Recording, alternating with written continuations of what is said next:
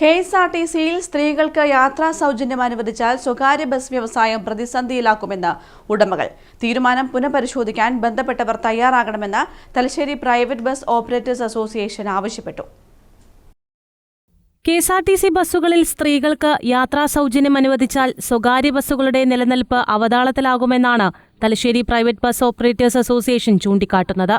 നിലവിൽ സ്വകാര്യ ബസ്സുകളിൽ യാത്ര ചെയ്യുന്നവരിൽ ഭൂരിപക്ഷവും സ്ത്രീകളും കുട്ടികളുമാണ്. യാത്ര സൗജന്യമാക്കിയാൽ ഇവരെല്ലാം കെഎസ്ആർടിസിയിലേക്ക് മാറും. സ്ത്രീകളും കുട്ടികളും കെഎസ്ആർടിസിയിൽ കയറുമ്പോൾ കുടുംബത്തോടൊപ്പം യാത്ര ചെയ്യുന്ന പുരുഷന്മാരും ഇവരിൽ നിന്ന് വേർപെട്ട് സ്വകാര്യ ബസ്സുകളിൽ പോവില്ല. ഇതോടെ സ്വകാര്യ ബസ്സുകൾക്ക് കനത്ത വരുമാന നഷ്ടം സംഭവിക്കുമെന്ന് association general secretary K Gangadharan പറഞ്ഞു.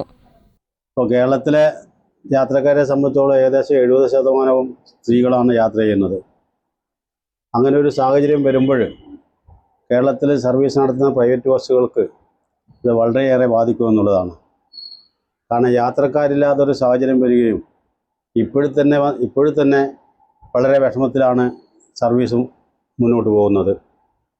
അപ്പോൾ ഈ സ്ത്രീ യാത്രക്കാരൊക്കെ തന്നെ കെഎസ്ആർടിസി ബസ്സിൽ പോവുകയും സ്വകാര്യ ബസ്സുകളിലെ യാത്രക്കാരില്ലാതായി തീരുമ്പോൾ കാരണം ആ സർവീസ് കൊണ്ടുപോകാനോ അല്ലെങ്കിൽ തൊഴിലാളികളുടെ തൊഴിൽ നിലനിർത്തി കൊണ്ടുപോകാനോ സാധിക്കാൻ പറ്റാത്തൊരു സാഹചര്യമാണ് ഉണ്ടാകും. ഗവൺമെൻറ്റിൻ്റെ തീരുമാനം അനുസരിച്ചിട്ട് നടപ്പിലാക്കുന്നവരാണെങ്കിൽ കേരളത്തിലെ സ്വകാര്യ ബസ്സുകളെ കൂടി സംരക്ഷിക്കാനുള്ള നടപടികൾ ആലോചിച്ചും കൊണ്ട് ചെയ്യണമെന്നുള്ളതാണ് പറയാനുള്ളത്. നേരത്തെ 30,000-ഓളം ബസ്സുകൾ ഉണ്ടായിരുന്ന കേരളത്തിലെ റോഡുകളിൽ ഇപ്പോൾ 7,000-ഓളം ബസ്സുകൾ മാത്രമേ ഓടുന്നുള്ളൂ. ഇതും നഷ്ടം സഹിച്ചാണ് സർവീസ് നടത്തുന്നത്.